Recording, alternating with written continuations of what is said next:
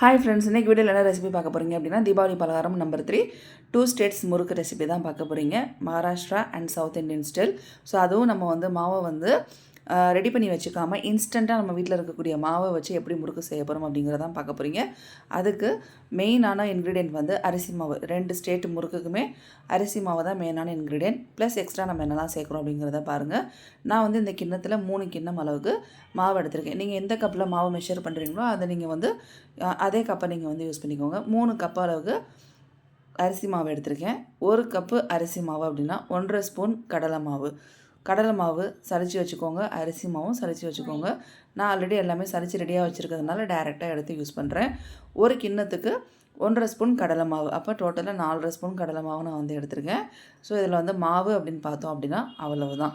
இப்போ நமக்கு எள்ளு சேர்க்க போகிறோம். ஸோ எள்ளு ப்ரெக்னெண்ட்டாக இருக்கிறவங்க சாப்பிட்றீங்க அப்படின்னா எள்ளு சேர்க்காதீங்க. ஸோ ப்ளெயினாக நீங்கள் செஞ்சு சாப்பிட்டுக்கோங்க. குழந்தைங்க எள்ளு போட்டால் சாப்பிட மாட்டாங்க அப்படின்னா அதை நீங்கள் அவாய்ட் பண்ணிக்கோங்க. ஸோ ஸ்கிப் பண்ணிக்கலாம். இப்போ உப்பு டேஸ்ட்டுக்கு தகுந்த மாதிரி உப்பு கரெக்டாக போட்டுக்கோங்க. டேஸ்ட்டில் உப்பு கொஞ்சம் குறைஞ்சாலும் முறுக்கு டேஸ்ட்டு கொஞ்சம் கம்மியாயிடும். அதனால் உப்பும் பார்த்து எக்ஸாக்டாக போட முடிஞ்சால் போட்டுக்கோங்க. பத்தலை, மாவெல்லாம் பிசைஞ்சு முடிச்சுட்டு பத்தலை அப்படின்னா கொஞ்சமாக உப்பு எடுத்துகிட்டு கையில் அதில் 2-3 சொட்டு தண்ணி ஊற்றினீங்கன்னா அப்படியே உங்களுக்கு டிசால்வ் ஆகிடும். அதை அப்படியே மாவில் போட்டு நல்லா கூட நீங்கள் பிசைஞ்சிக்கிட்டிங்கன்னா உப்பு ஆட் ஆகிடும். இப்போ நல்லா எல்லாத்தையும் மிக்ஸ் பண்ணதுக்கப்புறம் காய்ச்சின எண்ணெய் ஒரு 3 ஸ்பூன் நான் எடுத்துக்கிறேன். அதை அதில் சேர்த்துட்டு அதே நல்லா மிக்ஸ் பண்ணிக்கோங்க. பிகினர்ஸ் யாராவது செய்கிறீங்க அப்படின்னா டைரெக்டாக எண்ணெயில் கை வச்சிடாதீங்க. மாவு அது மேலே போட்டுட்டு அதை அப்படியே பெரட்டி விட்ருங்க.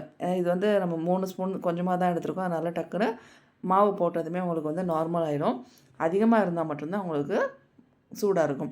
இப்போ இதை நல்லா எல்லா மாவோடையும் மிக்ஸ் பண்ணிக்கோங்க. மிக்ஸ் பண்ணிவிட்டு கொஞ்சம் கொஞ்சமாக தண்ணி சேர்த்து நம்ம சப்பாத்தி மாவு பக்குவத்துக்கு நம்ம பிசைஞ்சிக்கணும். தண்ணி எடுத்ததுமே அதிகமாக சேர்த்துறாதீங்க. அப்புறம் மாவு எக்ஸ்ட்ரா நீங்கள் ஆட் பண்ணுற மாதிரி ஆகிடும். மெஷர்மெண்ட் உங்களுக்கு கன்ஃபியூஸ் ஆகிடும். ஸோ மெஷர்மெண்ட்டில் கரெக்டாக இதே மாதிரி போட்டுக்கோங்க. அப்போ தான் முறுக்கு சூப்பராக டேஸ்ட்டாக வரும். இப்போ நம்ம மாவு பிசைஞ்சாச்சு. இந்த அளவுக்கு இருக்கணும். ரொம்ப கொலன்னு வச்சுருக்காதீங்க. ரொம்ப கொலன்னு வச்சுக்கிட்டிங்கன்னா உங்களுக்கு எண்ணெய் அதிகமாக குடிக்க ஆரம்பிச்சிடும். இந்த பக்கம் கரெக்டாக இருக்கும். அடுத்து மகாராஷ்டிரா ஸ்பெஷல் முறுக்குக்கு அதே 3 கப் அளவுக்கு அரிசி மாவு, 4.5 ஸ்பூன் கடலை மாவு, இன்னும் ஒரு மாவு நம்ம எக்ஸ்ட்ரா ஆட் பண்ண போகிறோம். அது என்ன அப்படிங்கிறது பார்த்தீங்க அப்படின்னா பொட்டுக்கடலை.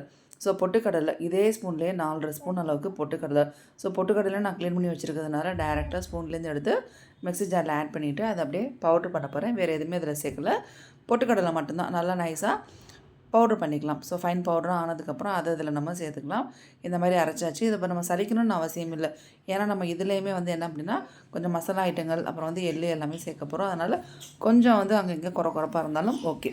இதுக்கு மசாலா பார்த்திங்க அப்படின்னா மிளகாத்தூள், காரத்துக்கு ஏற்ப மிளகாத்தூள், டேஸ்ட்டுக்கு தகுந்த மாதிரி உப்பு, ஓமம், மஞ்சத்தூள், வெள்ளை எள்ளு. இது கொஞ்சம் ஸ்பைஸியாக இருக்கும். அதனால் கருப்பு எள்ளு போட்டிங்க அப்படின்னா தெரியாது. வெள்ளை எள்ளு போட்டால் தான் உங்களுக்கு தெரியும். அதனால தான் வெள்ளை எள்ளு எடுத்திருக்கேன்.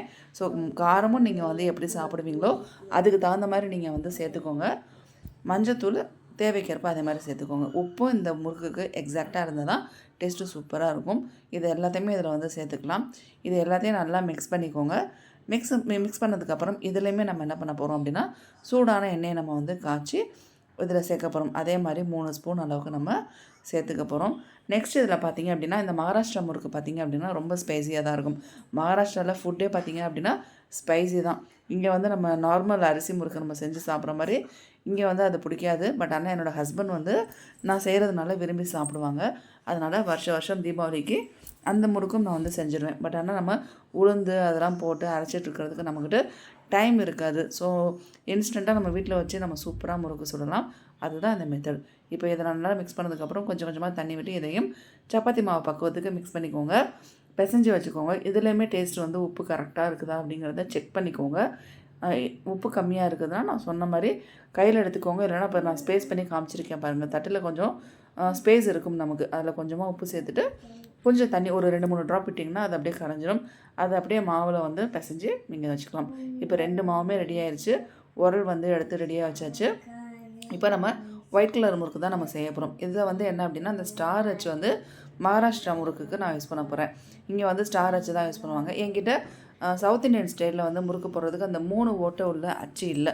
இந்த மாதிரி அதிகமாக இருக்கிற அச்சு தான் இங்கே இருக்கும். அதனால் அதை நான் எடுத்துக்கிட்டேன். நம்ம முறுக்கு உரலில் எப்போதும் போல் எண்ணெயை தடவிக்கோங்க. ரோல் பண்ணி மாவு அது மாதிரி வச்சுக்கோங்க. எண்ணெய் ஹீட் ஆயிடுச்சான்னு இது மாதிரி செக் பண்ணிக்கோங்க. இது வந்து நான் பிகினர்ஸ்க்காக சொல்கிறேன். செஞ்சு பழகுனவங்களுக்கு எல்லாமே தெரியும். இப்போ நம்ம வந்து முறுக்கு புழிஞ்சிக்கலாம். இது மாதிரி கட்டையில் போட்டு எடுத்து போடுறது. அடுத்து இந்த மாதிரி கரண்டிலே நம்ம வந்து முறுக்கு புழிஞ்சிட்டு எடுத்து போடலாம். ஸோ டைரெக்டாக கரண்டியில் புழிஞ்சு போடுறது, இன்னொன்று கையில் எடுத்து போடுறது. உங்களுக்கு எது கம்ஃபர்டபுளாக இருக்கோ அதை நீங்கள் பார்த்துக்கோங்க. இந்த முறுக்கு சட்டுன்னு சுற்றும். பட் ஆனால் இது வந்து கொஞ்சம் ஓட்டை அதிகமாக இருக்கக்கூடிய அச்சில் நம்ம செஞ்சதுனால கொஞ்சம் வந்து டைம் எடுக்கும். ஒரு 2 மினிட்ஸ் எக்ஸ்ட்ரா எடுக்கும். 2 பக்கமும் நல்லா திருப்பி போட்டு நுர அடங்கினதும் கொஞ்சம் லோ ஃப்ளேமில் வச்சுட்டு 1 நிமிஷம் வச்சு எடுத்திங்கன்னா முறுக்கு சூப்பராக ரெடி ஆயிரும். உங்களுக்கு ரொம்ப ப்ரௌனாகவும் எடுக்க வேணாம், ரொம்ப ஒயிட்டாகவும் எடுக்க வேணாம். நார்மலான கடலை எடுங்க. சாப்பிட்றதுக்கு அவ்வளோ டேஸ்ட்டாக இருக்கும் முறுக்கு.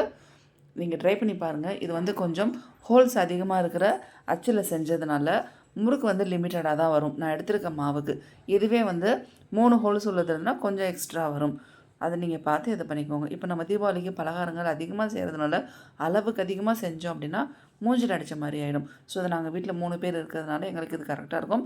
ப்ளஸ் யாருக்காவது நம்ம கொடுக்குறதுக்கும் இது வந்து கரெக்டாக இருக்கும். நமக்கு வேணுங்கும் போது நான் வீட்டில் வந்து அப்பப்போ செஞ்சுப்பேன். குட்டி பையனுக்காக அடிக்கடி செய்கிறது, என்னோடய ஹஸ்பண்டுக்காக அடிக்கடி செய்கிறது, இது மாதிரி வருஷத்தில் நான் வந்து அடிக்கடி செஞ்சுருவேன். அதனால் தீபாவளிக்கு தான் செய்யணும் அப்படிங்கிறதுலாம் கிடையாது. இதே மாதிரி பக்குவத்தில் செய்யுங்க. கடைசியாக அச்சில் ஒட்டியிருந்ததெல்லாம் எடுத்து இது மாதிரி ரிங்காக போட்டு எடுத்துட்டேன். இப்போ நான் காமிச்சேன் பார்த்தீங்களா, ரிங்கில் வந்து கொஞ்சம் நீங்கள் ஜாயின் பண்ணுற இடம் கனமாக இருந்துச்சுன்னா வெடிக்கும். அதுதான் இந்த 2 இதை முதல்ல காமிச்சிருந்தேன். நீங்கள் வந்து பேக்கில் போய்ட்டு கூட பார்த்துக்கலாம். கொஞ்சம் நைஸாக நீங்கள் வந்து ரோல் பண்ணி வச்சிங்கன்னா டக்குன்னு உங்களுக்கு வந்து சுற்றும், வெடிக்காது. இப்போ எல்லா முறுக்கும் சவுத் இந்தியன் ஸ்டைல் முறுக்கு சுட்டாச்சு. அடுத்து ஸ்பைசி முறுக்கு. இதை நம்ம வந்து ஸ்டார் வச்சு போட்டு வச்சாச்சு. அதே மாதிரி நம்ம பிழிஞ்சு எடுத்தாச்சு. இதை கையால் நம்ம போட்டுக்கலாம். இது சிங்கிள் ரோலாக இருக்கிறதுனால நமக்கு வேணுங்கிற சைஸுக்கு நம்ம வந்து முறுக்கு பிழிஞ்சிக்கலாம். அதனால் இதோட சைஸும் உங்களுக்கு குவான்டிட்டியும் பார்த்திங்க அப்படின்னா நம்ம பிழியறதை பொறுத்து தான் இருக்குது. ஸோ இது கொஞ்சம் நான் பெருசாக வந்து ஒரு 2-3 ரவுண்டாவது எனக்கு வந்து வந்திருக்கும். குறைஞ்சது 3 ரவுண்டு இல்லை 4 ரவுண்டாவது இருக்கும். அதனால் இந்த முறுக்குமே பார்த்திங்க அப்படின்னா எனக்கு அந்த முறுக்கோட கொஞ்சம் 4-5 எக்ஸ்ட்ராவே, 4-5 ஒரு 10 கிட்ட எக்ஸ்ட்ராவே வந்துடுச்சு. ஸோ சவுத் இந்தியன் முறுக்கு பார்த்திங்க அப்படின்னா ஒரு 20 முறுக்கு கிட்ட வந்துச்சு. இது வந்து பார்த்திங்க அப்படின்னா உங்களுக்கு மகாராஷ்டிரா முறுக்கு வந்து ஒரு 35 முறுக்கு வந்துச்சு எனக்கு. ஸோ மீதி வந்து அந்த அச்சில் உள்ளது எல்லாமே இது மாதிரி ரிங்கு, ஸோ ஒயிட் கலர் உள்ளது அரிசி மாவில் உள்ளது, மீதி இந்த பக்கம் தட்டை அந்த ரெட் கலரில் உள்ளது ஸ்பைசி முறுக்கில் உள்ளது கொஞ்சம் தட்டை மாதிரியும் போட்டுட்டேன். ஸோ எவ்வளோ வந்திருக்கு பாருங்கள். நான் எடுத்திருக்கேன் 3 கப்பு அரிசி மாவுக்கு. பிடிச்சிருந்தா லைக் பண்ணுங்கள், ஷேர் பண்ணுங்கள், கமெண்ட் பண்ணுங்கள், சப்ஸ்கிரைப் பண்ணிவிடுங்க. எல்லோரும் செஞ்சு சாப்பிடுங்க. தேங்க்ஸ் ஃபார் வாட்சிங்.